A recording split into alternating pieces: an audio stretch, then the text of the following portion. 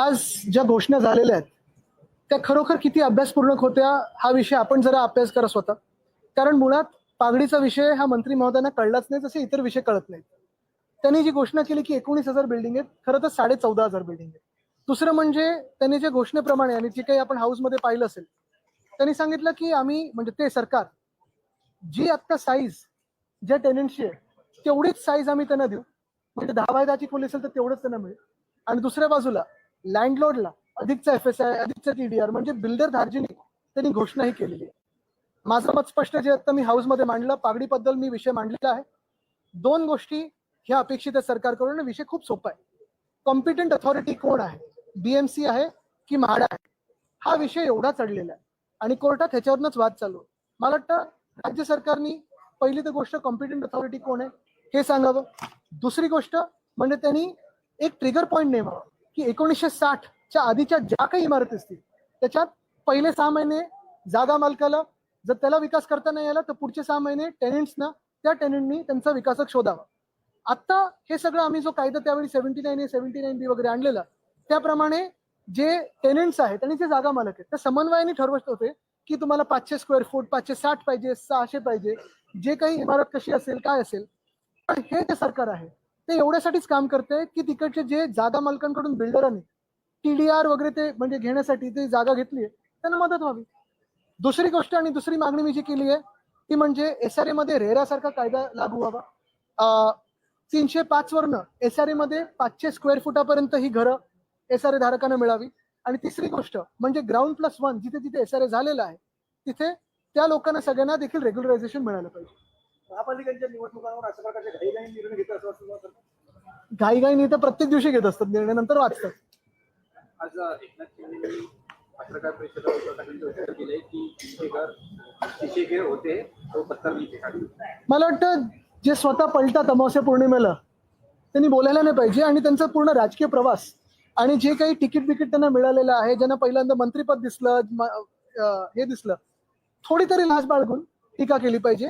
माणसाने किती उडी मारावी ह्याच्यावर मी बोलणार नाही, पण आता तुम्ही बघा हेच विषारी साप ॲनाकोंडाला चावायला निघाले.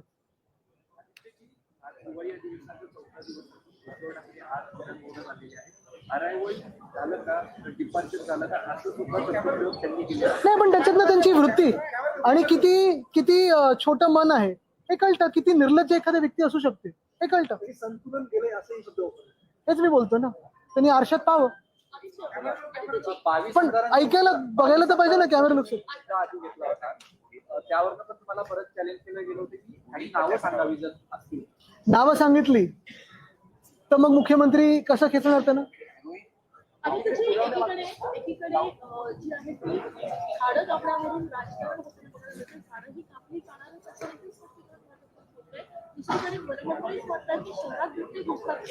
तेच ना, म्हणजे एका बाजूला तुम्ही तपोवन कापताय, अजनी कापताय, संजय गांधी नॅशनल पार्क मधले यांचे जे येऊरचे बंगले आहेत ते रेग्युलराइज करायला तिकडे झाडं कापताय.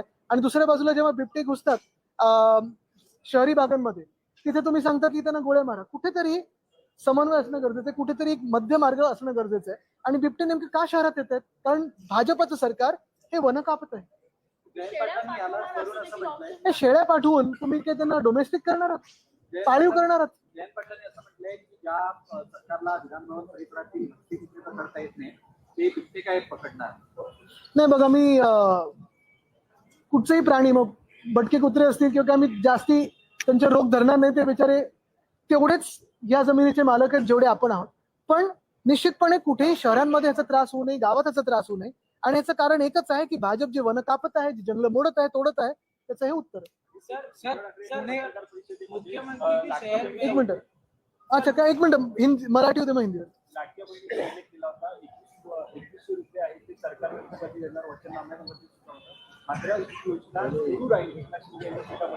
मात्र या सगळ्यावर सत्ताधारी आमदारच म्हणत याच्यामुळे आमचं निधी वळवलं जातं, आम्हाला निधी मिळत नाही.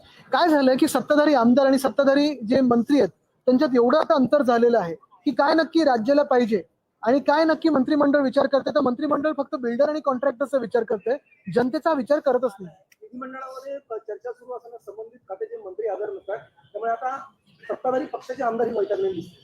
आहेतच ना ते. आता पण बघा, आपण आता जी चर्चा सुरू होते सत्ताधारी पक्षाचा प्रस्ताव सुरू झालाय, किती मंत्री बसले. सर दुधवा जमीन घोटाळ्या प्रकरणी हायकोर्टात सुनावणी झाली, त्यामध्ये पार्थ पवारांचं नाव का नाही असं हायकोर्टाने सांगितलेलं आहे. या संदर्भात विरोधक काही विधानसभेमध्ये प्रश्न विचारणार आहेत का या संदर्भात? नक्की, पण ह्याचं उत्तर सरकारने देणं गरजेचं आहे आणि हाच प्रश्न आम्ही उद्या विचारू. बघू. सर, मुख्यमंत्री का शहर है नागपुर, वहाँ पे गौ तस्करी बड़े पैमाने में पकड़ी जाती है, तो यहाँ पे क्या प्रशासन का फेलियर मानते हैं? देखिए, मैं ये नहीं मानता कि ये किसी एक व्यक्ति का शहर है, ये हर एक का शहर है, ये महाराष्ट्र की उपराजधानी। लेकिन अगर हो बात गौ तस्करी की, रिजिजू साहब जो खुद गौमांस खाते हैं वो भी आज केंद्र के मंत्रिमंडल में दोबारा मंत्री बने। तो भाजपा की नीति क्या है? गोवा में कहते हैं कि हम गौमांस की कमी नहीं होने देंगे, तो राजनीति के लिए हिंदुत्व का इस्तेमाल करते हो और अन्य समय सिर्फ चलाते हो काम, व्यवसाय पे देखते हो। इस गौमांस से, फैट से घी बनाया जा रहा था और वो भी पकड़ा गया सर। देखिए, आज दूसरा एक स्कैम आया है, वो तिरुपति मंदिर के शॉल्स का। यानी वहां जो हम जैसे भाविक जाते हैं, पहले घी का आया, फिर ये आया। कहीं ना कहीं केंद्र सरकार स्पष्टीकरण दे कि हमारे भावना के साथ क्यों खेला जा रहा है। प्रकरणामध्ये विरोधक कोणी सांगताय विरोधक आक्रमक होतात दिसत नाही. अरे अजून 2-3 दिवस आहेत ना. पण आणि आम्ही असो किंवा तुम्ही असो, आम्ही जेव्हा प्रश्न विचारत आहे, सरकार उत्तर देत आहे का? सरकार आपल्या मस्तीत मजा चालली आहे त्यांची. म्हणजे याचा अर्थ हाच आहे की किती जनतेने आंदोलनं केली, किती लोक उतरली, कितीही टक्के लोकांनी प्रश्न विचारले, तरी निवडणूक आयोग ज्याच्या मागे ठामपणे एवढं उभा आहे आणि निवडणूक आयोगाचं सरकार आहे, तर त्यांना काही फरक पडत नाही. पण जनता उत्तर हे रस्त्यावर येऊन देईल.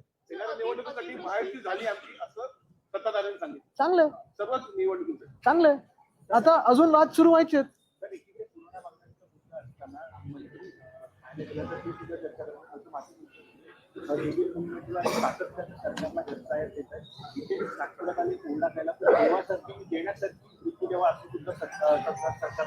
आता आपण सगळी त्यांची भाषणं ऐका गेल्या 1 वर्षातली, काय काय काढलं त्यांनी बघा.